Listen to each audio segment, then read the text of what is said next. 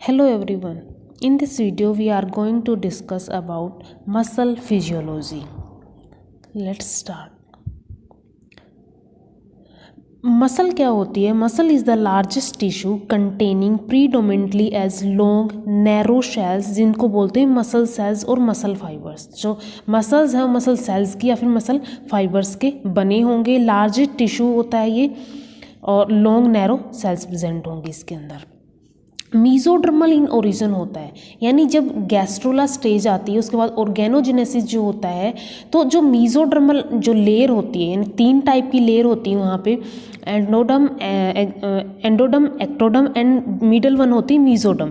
तो जो mesoderm layer है उससे क्या होता है, जो मसल्स है या फिर मस्कुलर टिश्यू है उसका ओरिजिन होता है। अब कुछ एक्सेप्शन होते हैं।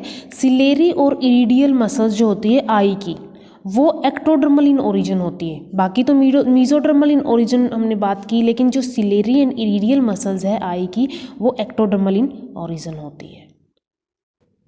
Muscles are called engines of the body, क्योंकि पूरी बॉडी को रेगुलेट करती है और जो केमिकल एनर्जी होती है जिसको एटीपी बोलते हैं, उसको क्या करती है, मैकेनिकल एनर्जी के अंदर कन्वर्ट कर देती है, जिसकी वजह से हम मूवमेंट कर पाते हैं, लोकोमोशन या फिर जो हमारे वर्क होते हैं वो परफॉर्म कर पाते हैं। Next is the no power of division and regeneration, यानी जब मसल क्या कर लेगी अपनी मसल हाईली स्पेसिफिक, हम इसको बोलते हैं कि हाईली स्पेसिफिक होती है, इसके पास कोई डिवीजन एंड रीजनरेशन की पावर नहीं होती है। Next is the myology. Myology बोलते हैं हम स्टडी ऑफ मसल्स को, यानी जो मसल्स की हम स्टडी करते हैं उसको मायोलॉजी बोलते हैं। Next is the characteristic features of the muscles. ये इंट्रोडक्शन था, करेक्टरिस्टिक फीचर्स क्या क्या होंगे। जो मसल्स है वो कॉन्ट्रैक्टिबिलिटी शो करती है। कॉन्ट्रैक्टिबिलिटी का मीनिंग है मसल फाइबर्स क्या करेंगे, इनके पास एबिलिटी होती है कॉन्ट्रैक्ट एंड रिलैक्स करने की in response to nervous signal. जो भी नर्वस सिग्नल आएगा उसके रिस्पॉन्स में ये या तो कॉन्ट्रैक्ट हो सकती है या फिर ये रिलैक्स हो सकती है। नेक्स्ट प्रॉपर्टी इज एक्साइटेबिलिटी और इरिटेबिलिटी, यानी कॉन्ट्रैक्ट हो सकती है तो एक्साइट और इरिटेबिलिटी भी इसको हम बोलेंगे कि एक अगर प्रॉपर हम बोल सकते हैं कि प्रॉपर स्ट्रेंथ का कोई स्टिमुलस आए तो उस टाइम पे क्या होगा, जो मसल्स होंगी वो एक्साइट होंगी, यानी कि वो कॉन्ट्रैक्ट होगी, उसके रिस्पॉन्स में कोई ना कोई स्टिमुलस के रिस्पॉन्स में अपना रिस्पॉन्स प्रोड्यूस करेगी, जिसको हम बोलते हैं स्टिमुलस रिस्पॉन्स रिलेशनशिप, और इसको हम बोलते हैं ऑल और नन रिस्पॉन्स, यानी कि अगर स्टिमुलस आया तो ही ये रिस्पॉन्स करेगी, अदरवाइज ये रिस्पॉन्स नहीं करेगी। अब रिस्पॉन्स की अगर हम बात करें तो रिस्पॉन्स कब आएगा, हमने बोला कि प्रॉपर स्ट्रेंथ का स्टिमुलस होना चाहिए। तो जो प्रॉपर स्ट्रेंथ का स्टिमुलस है उसको हम बोलते हैं थ्रेशोल्ड स्टिमुलस। उस स्टिमुलस को बोला जाता है थ्रेशोल्ड स्टिमुलस, यानी कि प्रॉपर लिमिट होगी, जिसके जो प्रॉपर एक वैल्यू होगी उसके वो जो स्टिमुलस होगा वही क्या होगा, थ्रेशोल्ड स्टिमुलस होगा। यानी कि अगर हम इस ग्राफ की बात करें, टाइम हो गया एक साइड, और एक साइड मेम्ब्रेन वोल्टेज जो कि मिली वोल्ट के अंदर होगी, और टाइम जो होता है यहाँ पे हम मेजर करते हैं मीटर पर सेकेंड के अंदर। अब अगर हमने बोला है कि थ्रेशोल्ड का अगर स्टिमुलस आया तो ही क्या होगी, मसल जो अपना रिस्पॉन्स है वो शो करेगी। तो थ्रेशोल्ड यहाँ पे हुआ, यहाँ पे अगर हम बोलें कि यहाँ पे आना स्टार्ट हुआ, ये गया, नेक्स्ट इसकी पीक जो है वो ऐसे गई, तो ये जो पीक गई है इसने क्या किया, ये जो थ्रेशोल्ड स्टिमुलस था -70 मिलीवोल्ट से गया, फिर -50 पे गया, और तब जाके +40 से नेक्स्ट इसके अंदर रिपोलराइजेशन हुई, तो ये नेक्स्ट रेस्टिंग पोटेंशियल के ऊपर आ गया। और इसमें भी इसको 0 से ऊपर जब चला जाता है इसको ओवरशूट बोलते हैं, और अगर ये जो हमारी थी membrane potential, resting membrane potential से नीचे चला जाता है तो उसको अंडरशूट बोलते हैं। तो इस कंडीशन में क्या हुआ है, जब जो प्रॉपर स्ट्रेंथ का स्टिमुलस था उस टाइम पे मसल ने क्या किया, कॉन्ट्रैक्टिबिलिटी शो की है या फिर एक्साइटेबिलिटी और इरिटेबिलिटी शो की है। क्या होगा अगर सब थ्रेशोल्ड स्टिमुलस आए, सब थ्रेशोल्ड का मीनिंग है बिलो द थ्रेशोल्ड, यानी कि जो थ्रेशोल्ड लिमिट है उससे नीचे के स्टिमुलस है, तो उसके नीचे के जो स्टिमुलस आएंगे, जैसे कि ये स्टिमुलस आया, ये ऐसे ही चला गया, ये भी ऐसे ही चला गया, और सारे के सारे रेस्टिंग पोटेंशियल पे ही है, तो इन्होंने कोई एक्साइटेबिलिटी और इरिटेबिलिटी शो नहीं की है। तो ऑल और नन रिस्पॉन्स, इसी को हम बोलेंगे स्टिमुलस रिस्पॉन्स रिलेशनशिप, जिसके ऊपर थ्रेशोल्ड स्टिमुलस के ऊपर ही रिस्पॉन्स शो होगा, सब थ्रेशोल्ड या फिर सब लिमिनल के ऊपर कोई स्टिमुलस शो, कोई भी यहाँ पे रिस्पॉन्स शो नहीं होगा। Next property is conductivity. जो मसल्स है वो कंडक्ट भी करती हैं। क्या कंडक्ट करेंगी? जो वेव ऑफ कॉन्ट्रैक्शंस होंगी या फिर जिसको हम बोलते हैं डीपोलराइजेशन, जो भी यहाँ पे स्टिमुलस आएगा उसको ये कंडक्ट भी करेंगी। कंडक्ट कैसे करेंगी? Through a network of T tubule system. एक टी ट्यूब्यूल सिस्टम होता है जिसके थ्रू ये क्या करती है? अपनी कंडक्टिविटी शो करती है। और ये जो टी ट्यूब्यूल है और इसके अलावा एक होता है सार्कोप्लाज्मिक रेटिकुलम, यानी जो एंडोप्लाज्मिक रेटिकुलम होगा, मसल्स की एंडोप्लाज्मिक रेटिकुलम को बोलते हैं सार्कोप्लाज्मिक रेटिकुलम, उसके भी थ्रू क्या होते हैं? यहाँ पे कंडक्टिविटी शो होती है। Next property is the summation. Term से ही पता चल रहा है सम, यानी कि यहाँ पे क्या होगा? कोई ना कोई जो सम होगा यहाँ पे। और सम किसका होगा? जो भी यहाँ पे सब थ्रेशोल्ड स्टिमुलाई आएंगी जितनी भी, यानी वो क्या कर सकती है? सब थ्रेशोल्ड स्टिमुलाई, कोई भी रेस्ट पोटेंशियल पे ही रहेंगी, कोई भी वहाँ पे डीपोलराइजेशन या फिर रीपोलराइजेशन शो नहीं कर सकती है। तो ये जो सब थ्रेशोल्ड स्टिमुलाई होती है, जब भी होंगी, बहुत सारी सब थ्रेशोल्ड स्टिमुलाई क्या करेंगी? आपस में एडिक्टिव इफेक्ट या फिर सम्मेशन शो करेंगी। इनकी एक टाइम पे ऐसा आएगा कि हम थोड़ा करके सब थ्रेशोल्ड स्टिमुलाई दे रहे हैं, तो एक टाइम ऐसा आएगा कि जो सारी जितनी भी सब थ्रेशोल्ड स्टिमुलाई थी वो आपस में ऐड हो जाएंगी, उनका सम हो जाएगा और वो क्या शो करेंगी? एक प्रॉपर जो एक रिस्पॉन्स होता है वो शो करेंगी। तो हम इसको एडिटिव इफेक्ट भी बोल सकते हैं, क्योंकि यहाँ पे वैल्यूज का यहाँ पे एडिशन हुआ है। तो इसके अंदर कैसे होगा? समेशन के अंदर इस साइड मसल स्ट्रेंथ होगी, यहाँ पे टाइम मीटर पर सेकेंड होगा। तो फर्स्ट यहाँ पे स्टिमुलस आया सब थ्रेशोल्ड का, तो ये इसने क्या किया? यहाँ पे कोई स्टिमुलस शो नहीं किया। लेकिन नेक्स्ट क्या हुआ? नेक्स्ट स्टिमुलस आया, फिर नेक्स्ट आएगा, तो ये आपस में क्या हो जाएंगे? सारे के सारे स्टिमुलस एडिटिव इफेक्ट शो करेंगे, ऐड हो जाएंगे और फिर प्रॉपर स्टिमुलस आने के बाद ये क्या शो करेंगे? यहाँ पे एक डीपोलराइजेशन शो करेंगे, या फिर हम बोल सकते हैं कॉन्ट्रैक्टिबिलिटी या फिर एक्साइटेबिलिटी शो करेंगे। Next is single muscle Twitch. Single muscle Twitch क्या होता है? हमने क्या किया? एक बार मसल फाइबर को टच किया, सिंगल टाइम मसल फाइबर को टच करते ही जो और ये जो टच किया है, टच क्या हुआ? स्टिमुलस हुआ। ये स्टिमुलस प्रॉपर स्ट्रेंथ का होना चाहिए, और प्रॉपर स्ट्रेंथ का होगा तो वहाँ पे क्या होगा? मसल अपना रिस्पॉन्स शो करेगी या फिर मसल कॉन्ट्रैक्ट होगी। तो इसको सिंगल मसल ट्विच या फिर सिंगल साइकिल कॉन्ट्रैक्शन बोलते हैं। इसके अंदर क्या होता है? सिंगल मसल ट्विच के अंदर वाई एक्सिस पे टेंशन होगी और एक्स एक्सिस पे टाइम होगा। यहाँ पे पॉइंट ऑफ स्टिमुलेशन है, यहाँ से स्टिमुलेट होना स्टार्ट हुआ और ये ऐसे करके ये हमारा ग्राफ गया है। तो सिंगल मसल ट्विच के अंदर भी क्या होगा? जो हमारा कैमियोग्राफ है, ये कैमियोग्राफ है, तो इस कैमियोग्राफ के अंदर जो रिकॉर्ड होती है सिंगल मसल कर्व जो रिकॉर्ड होती है, या फिर इसको मायोग्राम भी बोलते हैं। तो इसके अंदर क्या होता है? 3 फेजेस होते हैं। ये जो मायोग्राम है इसके 3 फेज होंगे। 3 में से first is latent phase, second is contraction phase and third is relaxation phase. तो इसमें अगर हम लेटेंट फेज की बात करें तो यहाँ से सिर्फ स्टार्ट हुआ है, लेटेंट फेज के अंदर सिर्फ स्टार्ट हुआ है, और ये होता है period between the stimulus and beginning of contraction, यानी स्टिमुलस यहाँ से आया है और कॉन्ट्रैक्शन यहाँ से होनी स्टार्ट हुई है। तो इसके बिटवीन का जो ये पीरियड है इसको हम बोलते हैं लेटेंट पीरियड। और लेटेंट पीरियड जो होता है ये होता है 10 मिली सेकेंड्स का, या फिर हम इसको बोलते हैं 0.01 सेकेंड्स, या तो 10 मिली सेकेंड्स बोलेंगे या फिर 0.01 सेकेंड्स का होता है। इसके अंदर क्या होता है? कंडक्शन ऑफ एक्साइटेशन होती है, यानी कि जो भी कंडक्शन आया है उसकी एक्साइटेशन होगी यहाँ पे थ्रू, और एक्साइटेशन किसके थ्रू होगी? न्यूरोमस्कुलर जंक्शंस के थ्रू। जो न्यूरोमस्कुलर जंक्शन है उसके थ्रू यहाँ पे होगी, जिसकी वजह से अब इसके बाद कंडक्शन मूव करेगा। कंडक्शन किसके थ्रू मूव करता है? टी ट्यूब्यूल्स एंड जो सार्कोप्लाज्मिक रेटिकुलम है उसकी तरफ, उसकी वजह से मूव करेगा, उसके थ्रू मूव करेगा। मूव करने के बाद ये क्या करेगा? टेंशन क्रिएट करेगा। तो ये टेंशन यहाँ पे इंक्रीज होना स्टार्ट हो गई, जिसको हम बोलेंगे कॉन्ट्रैक्शन पीरियड। सेकंड आ जाता है कॉन्ट्रैक्शन पीरियड। कॉन्ट्रैक्शन पीरियड होता है जो मसल एक्चुअली कॉन्ट्रैक्ट करती है इस टाइम पे, और जो पीक ऑफ कॉन्ट्रैक्शन है वहाँ पे पहुँचती है। यानी कि एक्चुअली जो कॉन्ट्रैक्शन फेज है, एक्चुअली जब मसल कॉन्ट्रैक्ट करेगी वो कॉन्ट्रैक्शन पीरियड होगा। ये होता है 40 मिली सेकेंड्स का या फिर 0.04 सेकेंड्स का होता है। स्लाइटली जो ये ड्यूरेशन है वो स्लाइटली शॉर्टर होता है रिलैक्सेशन से, जो रिलैक्सेशन पीरियड है। अब इस रिलैक्सेशन पीरियड पे क्या होगा, जो भी टेंशन थी वो डिक्रीज होना स्टार्ट हो गई है, तो ये क्या हो गया, मसल का रिलैक्सेशन होना स्टार्ट हो गया है। यहाँ पे ये होता है 50 मिली सेकेंड्स का, यानी कि हम इसको बोलेंगे 0.05 सेकेंड्स का। तो ये क्या होता है, जो कॉन्ट्रैक्शन फेज है वो स्लाइटली शॉर्टर होता है रिलैक्सेशन पीरियड से।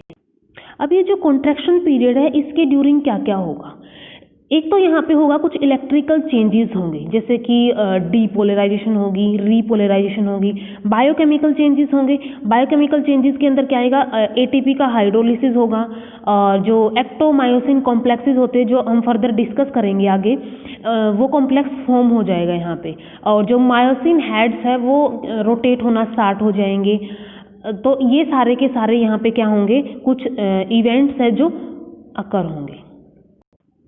अब क्या होता है, जितनी ज़्यादा ये हाइट गई है, जो ये कॉन्ट्रैक्शन पीरियड की ये पीरियड है, जितनी ज़्यादा हाइट गई है, ये हाइट क्या इंडिकेट करती है, फोर्स ऑफ कॉन्ट्रैक्शन कितना है। यानी जितना ज़्यादा फोर्स ऑफ कॉन्ट्रैक्शन होगा उतनी ज़्यादा ये पीक हाई होगी। रिलैक्सेशन जो फेज है उसके अंदर होता है रिवर्सल ऑफ कॉन्ट्रैक्शन, यानी जो भी कॉन्ट्रैक्शन हुई थी उसका रिवर्सल होना स्टार्ट हो जाएगा। यहाँ पे वो वापस क्या करना स्टार्ट कर देगी, रिलैक्स करना स्टार्ट कर देगी, या फिर हम इसको बोलते हैं मसल जो है वो ओरिजिनल पोजीशन के ऊपर या फिर जो रेस्टिंग लेंथ थी उसके ऊपर आना स्टार्ट हो जाएगी, जिसको हम बोलते हैं पोलराइज्ड। अभी इस ड्यूरेशन में डीपोलराइजेशन हुई थी, यहाँ पे रीपोलराइजेशन हुई थी, तो वापस से ही जो यहाँ पे ये जो रेस्टिंग पोटेंशियल की जो वैल्यू है या फिर रेस्टिंग पोटेंशियल है उसके ऊपर आना स्टार्ट कर देगी। तो इन सिंगल मसल ट्विच के अंदर अगर हम बात करें तो टोटल टाइम कितना होता है, 100 मिली सेकेंड्स का होता है, या फिर हम इसको बोलते हैं 0.1 सेकेंड का। 0.1 सेकेंड के अंदर क्या है, इसने कॉन्ट्रैक्शन भी शो कर दी, रिलैक्सेशन भी शो कर दिया। Next property is muscular tetany. Muscular tetany क्या होगी, मस्कुलर टिटेनी बोलते हैं हम, जैसे कोई भी मसल है वो स्टिमुलेट हुई, स्टिमुलेट क्या हुई, जो कंटिन्यूस स्टिमुलाई है उसकी वजह से स्टिमुलेट होगी। तो मस्कुलर टिटेनी के अंदर हम कंटिन्यूस जो भी स्टिमुलाई है वो देते रहेंगे। अगर वो कंटिन्यूस स्टिमुलाई जो हम देते रहेंगे तो हर एक जो स्टिमुलस है वो जो उसको रिलैक्सेशन का जो फेज है, जो रिलैक्सेशन पीरियड है उसके अंदर फॉल डाउन करना था, तो वो फॉल डाउन होने की बजाय वो वापस से क्या हो जाएगा, उसका नेक्स्ट जो फेज था जो कॉन्ट्रैक्शन फेज वो आ जाएगा, जिसकी वजह से वो क्या है, हम बोल सकते हैं कि वो टेंशन में ही रहेगी, वो जो मसल फाइबर है वो टेंशन में ही रहेगा। इसको हम शो कर सकते हैं, स्टेट ऑफ सस्टेन्ड कॉन्ट्रैक्शन, यानी कि वो कॉन्ट्रैक्शन में ही है, सस्टेन्ड कॉन्ट्रैक्शन के अंदर है। टिटेनिक कॉन्ट्रैक्शन जिसको हम बोलते हैं, इस साइड टेंशन होगी और यहाँ पे एक्स एक्सिस पे टाइम होगा, तो इसके अंदर क्या हुआ है, यहाँ से इंक्रीज होना स्टार्ट है, तो ये जो पीरियड है यहाँ पे क्या हुआ है, ये एक सस्टेन्ड कॉन्ट्रैक्शन के अंदर ही यहाँ पे प्रेजेंट है। बाद में क्या हुआ, इसका रिलैक्सेशन फेज आया है, तो ये सस्टेन्ड कॉन्ट्रैक्शन जो है इसको हम बोलते हैं मस्कुलर टिटेनी।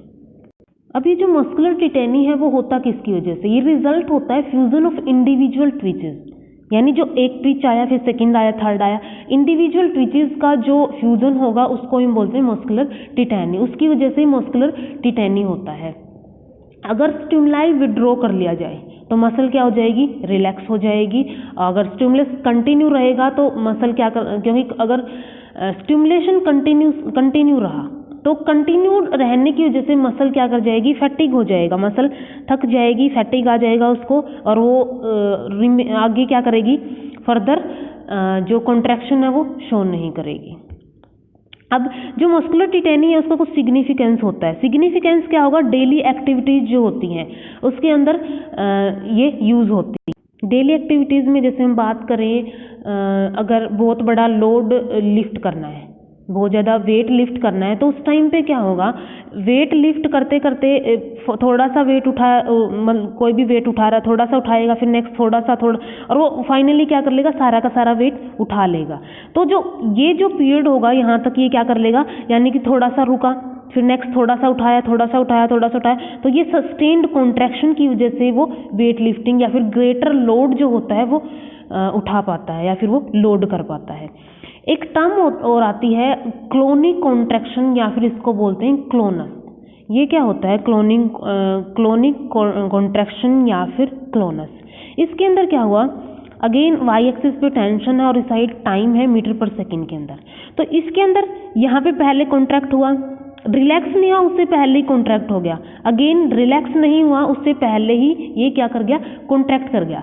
तो ये जो कॉन्ट्रैक्ट है या फिर हम बोलते हैं कि इसको, जैसे कि ये फ्रॉग जो मसल्स होती है उसके अंदर डिस्कवर किया गया था 20 to 30 स्टिमुलाई पर सेकेंड अगर दें इसको, तो ये क्लोनिक कॉन्ट्रैक्शन या फिर क्लोनस की जो कंडीशन है वो डिवेल्प हो जाती है। यानी इसके अंदर क्या हुआ, स्टिमुलस जो फॉल होना था रिलैक्सेशन पीरियड के ड्यूरिंग, वो वापिस से क्या हो गया, कॉन्ट्रैक्ट हो गया। और कॉन्ट्रैक्ट कैसे हो सकता है, प्रीवियस वन जो पहले वाला स्टिमुलस था अगर उससे ज़्यादा का स्ट्रेंथ का स्टिमुलस दे तो उस टाइम पे ये क्या करेगा, क्लोनिक कॉन्ट्रैक्शन या फिर क्लोनस शो करेगा। Next characteristic is muscle tone और टोनिसिटी। मसल टोन और टोनिसिटी क्या होती है, अभी हमने बात कर ली कि जो मसल है वो कॉन्ट्रैक्ट होगी और फिर रिलैक्स होगी। ये हमारा ग्राफ बना था, कॉन्ट्रैक्ट होगी और फिर रिलैक्स होगी। तो जो रिलैक्स जब होती है इस फेज की ड्यूरिंग भी मसल पार्शली कॉन्ट्रैक्ट रहती है और इस पार्शली कॉन्ट्रैक्शन को ही हम बोलते हैं मसल टोन और टोनिसिटी। अबाउट 5% यूनिट जो है मसल फाइबर की वो कॉन्ट्रैक्ट रहेगी पार्शियल कॉन्ट्रैक्शन के अंदर, और इस पार्शियल कॉन्ट्रैक्शन को ही हमने क्या बोला है, मसल टोन और टोनिसिटी। जो मसल टोन और टोनिसिटी है वो हेल्प किस में करेगी, जैसे कि पोस्चर हो गया, फॉर्म ऑफ द बॉडी हो गई, उसको मेंटेन करने में ये हेल्प करेगी। Next characteristic feature is refractory period. Refractory period क्या होगा, मसल फाइबर कॉन्ट्रैक्ट हुआ, कॉन्ट्रैक्ट होने के बाद जब सेकेंड स्टिमुलस आएगा तो सेकेंड स्टिमुलस आने के बाद ये नेक्स्ट क्या करेगा, कॉन्ट्रैक्ट नहीं हो पाएगा क्योंकि इसका रिलैक्सेशन पीरियड चल रहा होगा। तो मसल्स जो है उस टाइम पे कोई कॉन्ट्रैक्शन शो नहीं करेगी और उसको हम बोलेंगे रिफ्रैक्टरी पीरियड। इसके अंदर क्या होता है रिफ्रैक्टरी पीरियड के अंदर, ये होता है 0.005 सेकेंड्स का, सिर्फ 0.005 सेकेंड्स का होता है, जिस टाइम पे मसल जो है वो अपनी रिकवरी करती है, यानी कि जो उसकी ओरिजिनल पोलैरिटी है उसको गेन करती है, रीगेन करती है।